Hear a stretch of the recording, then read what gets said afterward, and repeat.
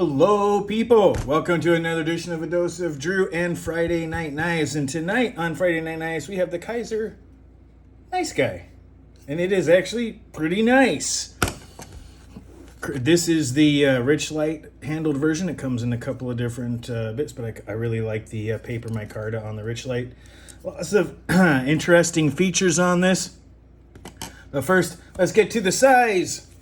First things first, tip to tail is just under 7 inches. It's about 6 7/8 or 6 3/4, probably closer to 6 3/4. And tip to scale is 2 7/8, almost exactly. It is not a big knife, but there's something else that goes with that.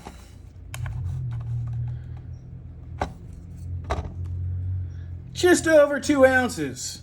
This is light, and there's lots of reasons for that. This is a small, light EDC knife, and it has a lot going for it. Couple of things first, the standard Spyderco sandwich, paramilitary 2. Ooh, look at that. Look at how much bigger that is. And, of course, the Para 3 lightweight, as you can see, much closer to that one there, right? Definitely up there. Nice, generous choil. If you look real close, very similar in hand space, if you include the choil, to the Para 3 lightweight. Some people may not think too much about that. That, to me, is a very, very nice inclusion as far as usability. And, of course, it's just a blur. And not just any leak, but a random leak. There we go. Lots of hand space on this thing, right? And generous choil, lots of decent amount of blade. It's very almost similar in blade to the blur if the blur had a choil. Again, really nice. It's got that high belly drop point. And so just to round it out here, the Benchmade Bug Out in S30V. Ooh. That drop point with a swedge looks cool. And, of course, the Civivi Elementum. Much closer to the Civivi Elementum in hand space and many other things. So it's right in there. And, of course, this is it compared to my Weenar. As you can see, my Weenar is thicker, slightly longer, and it has that upward curve. That's what's important. Allows you to get in all the right spots. Anyway... couple more stuff, because there's something I definitely want to get a measurement on here, and that is, it's hard to show just how thin that blade stock is.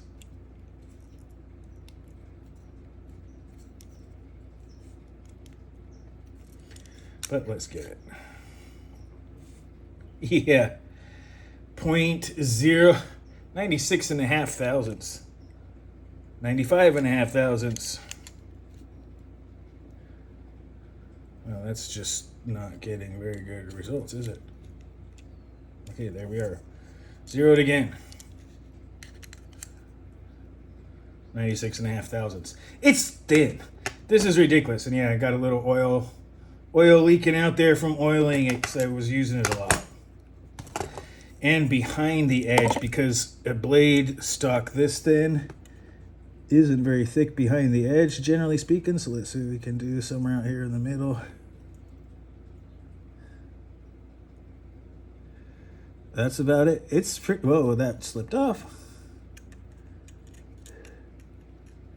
So right around 15 behind the edge, which isn't the thinnest ever, but it's pretty thin and really good for the, well, it is really hard to keep that on there. I'm going to tell you right now.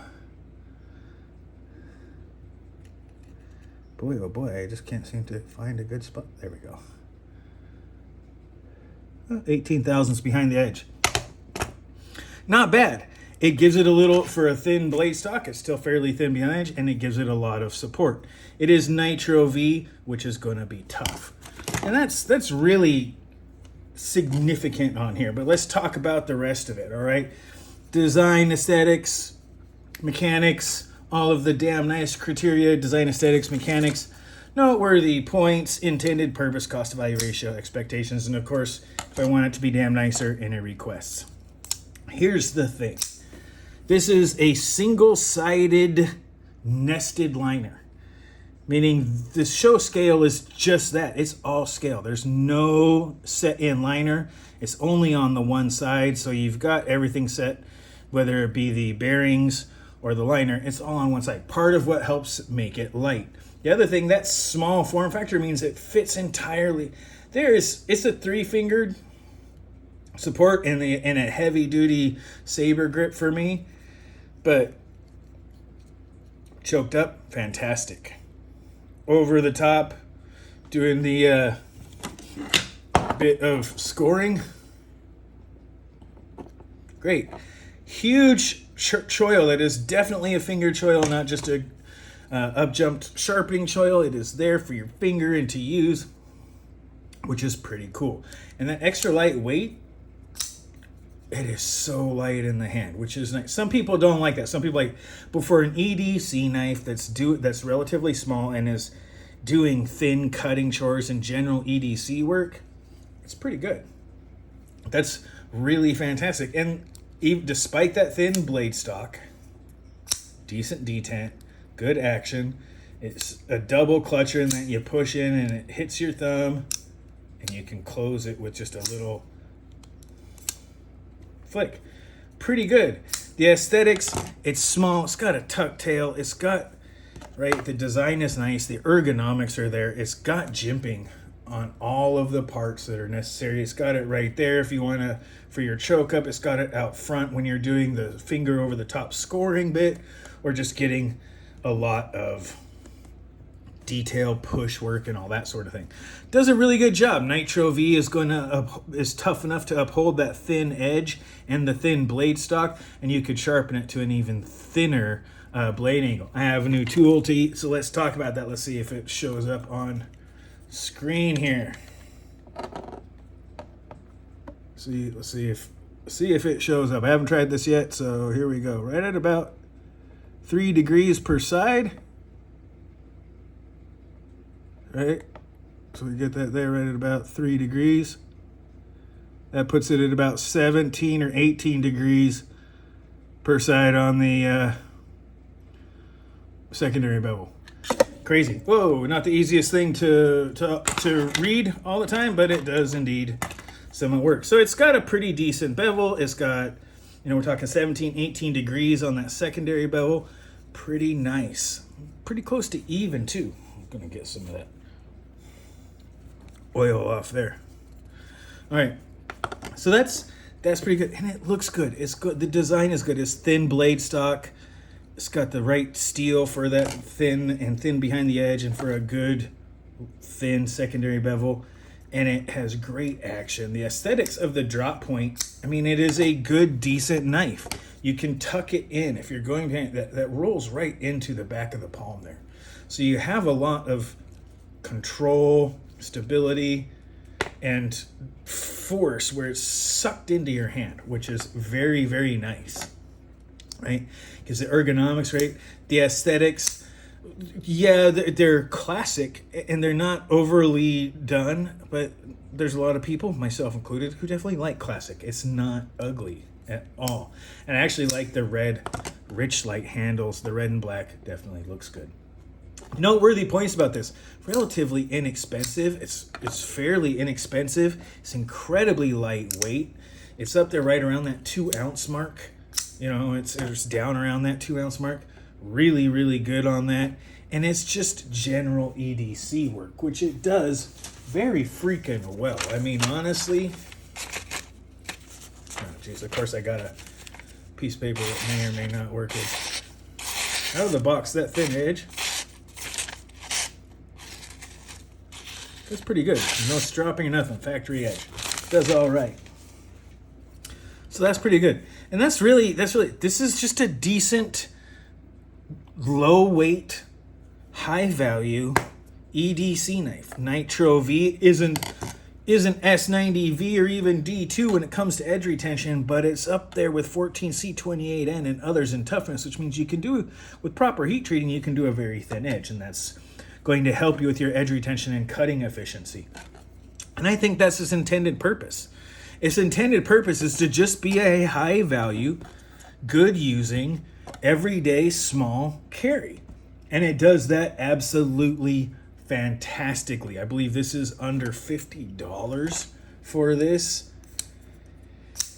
And for that price, man, it's really hard to say. I mean, Nitro V, rich light, coated blade, thin blade stock, extraordinarily lightweight. It even has a rounded lanyard hole where it's chamfered. It has a deep carry pocket clip, standard Kizer fare. It's fantastic. It's really hard to get upset about a general EDC knife with a swedged drop point with a flat part and then a heavy belly at the tip, almost a bullnose style with the swedge. It just does everything well. It's going to be a cardboard carver. You can get 4 fingers and really push down and drive through. You can do the overhand and get lots of control. It is a saran wrap or shrink wrap slicer. It does that very saran wrap. It just goes right through. But even the shrink wrap, the hard clamshell stuff, you can get either a lot of control so you can maintain it, and you can have a lot of control on that. And it, of course, is a package piercer. That swedge tip gives you a lot of force as well as just ease of piercing in and through materials. It gives it a lot of drag relief. And of course, it is an envelope eviscerator extraordinaire. In the reverse grip, you can get that belly and that tip right into the envelope and open it quite nicely. It does all that with aplomb and, quite honestly, very, very well. And that cost to value ratio, man, under $50. Nitro V, great steel.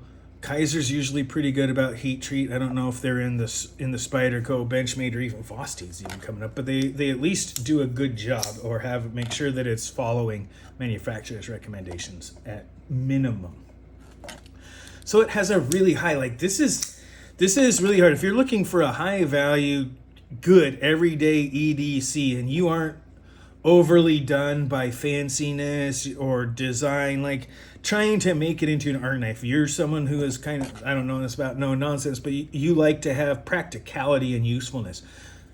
This is cheap and it does all that. If your hand is too big for it, it might be the one thing. There's been some other knives I've viewed on here recently that are really good for that, for larger hands.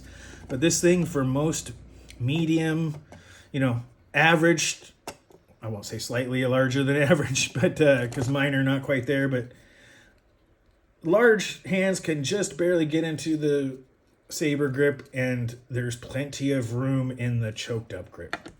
Hard to complain about that. I'm actually going to give this a 96 in the value because it's just really, really high up there. It's the only thing, like Nitro V, the fact that they're doing this rich light, paper micarta handles, the singles, all of this machining, all this work for the price is pretty incredible. And I expected this to be all right. I expected, look, Azo, the designer, is usually pretty good about stuff. Kizer is usually pretty good about their execution.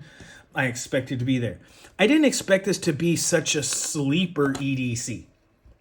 Because it is. It doesn't look overly obnoxious. It's not overly stylized. It's not overdone on its stylization. It is, however, very much optimized towards practical use. And that's pretty cool. I actually intend to sharpen this down to a much, much lower angle and see if I can't get a lot of cutting efficiency out of this bad boy. Because it does look...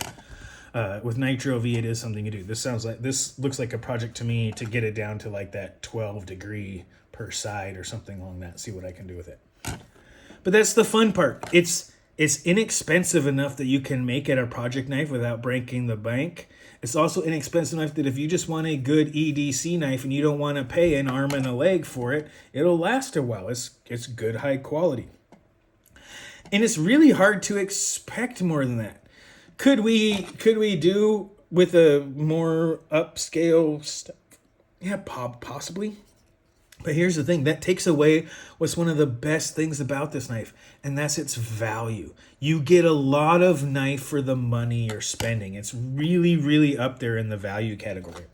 If you're worried about the viability of rich light or as a material or not having that second liner or something like that, with a liner lock, I don't think you have to worry too much about the problem. You've got stop pins. This one is I don't know if you can see it in there. It is, let me see. I don't know if you can see with the camera. Maybe you can right there. It's a captured. The stop pins are on each side of the blade, so it's actually rolling through a channel in there, which is actually pretty cool.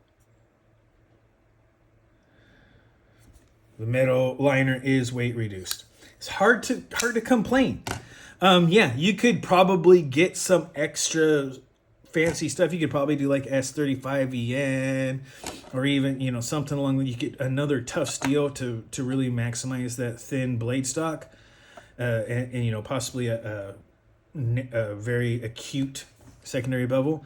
But you lose a lot of the value by going up there. Yeah, you could probably get something like S35EN around $100, but it's basically double the money, and it wouldn't necessarily be double the knife. So that's really hard to request a whole lot more, because really something, I'm not going to say it's perfect, but this is a very, very well designed and well thought out knife that is really there to do great EDC activity and use without breaking the bank. This is a budget and affordable EDC knife. Yeah, it's a little small, but it still does it quite well. There's more stuff coming, but this is the NiceGuy. It is a little NiceGuy. It does it all well. It doesn't finish last, but man, does it do everything well, even if you're not quite ready for it. Pretty cool as far as that sense goes. Want to throw that out there because you know, it doesn't always come across that way, but it's not half bad.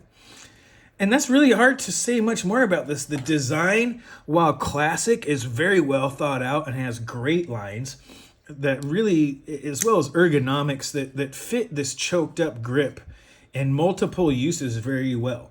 It looks good. It's got a classic drop tail with a classic drop point. Really, really nice finger choil that is large and proportioned for a finger. And the mechanics of its action are pretty good. Yeah, I have put some oil on this, mostly because I was using the crap out of it and I got a little dirt. So I blew it out, threw some oil on it, and haven't taken it apart to clean it out yet. Some people might notice, in fact, I just did, it's not very centered, quite honestly. I'm going to blame that very, very much on, let me see if it's, I'm going to blame it on use.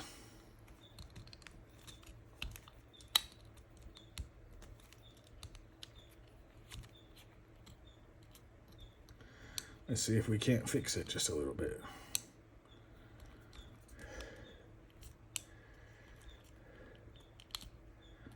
But it is, we'll see. Anyway, it wasn't when I first got it, so that's actually testing use right there. So anyway, try to do a little bit of corrective action. It worked a little bit. That blade centering is because I've been using the heck out of this knife, and that's no joke. I have been using this knife ridiculously, carving, breaking down boxes, cutting paper, cutting open packages for gardening, fertilizer, soil, all sorts of other stuff. I have been using this knife a lot, and it's a really good EDC blade. So if anyone wants to complain about that, you know what? I could probably fix that pretty quick. It was not like that when I started using it. I just noticed it before the review. I hadn't really been paying attention because I checked it out before I did it. But it is something that would be eminently fixable with a quick takedown and clean out, which this knife needs. So there we are.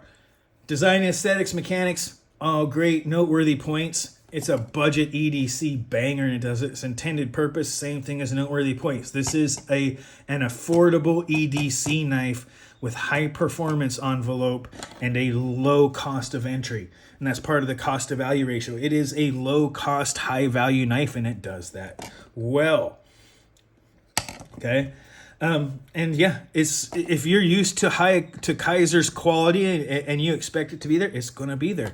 And Azos designs are usually well thought out, and this is no exception. It's very well done. So I'm going to actually give this one a 96. This is high value. It's well done. It looks good. It works good. It's true to its intended purpose. Its cost to value ratio is high. And there really isn't much to change about this that wouldn't just be a personal, like customized experience. As a production knife goes, this is a really good budget everyday EDC, and it deserves to be recommended. So with that, I'm going to go ahead and end this. I'll end this right here on that one. This is 96 in my 100 score. It's a deceptively good sleeper knife. And I recommend it to anyone who may be looking. If you're thinking about this and you're like, and that's what you're looking for, this is going to be a really good, affordable EDC knife. Excuse me. And with that, you guys, go ahead, take this video, watch it twice, comment as much as you like, be mindful of side effects. Remember to like and subscribe. This has been your dose of Drew. I am said Drew. You guys have a great rest of your night.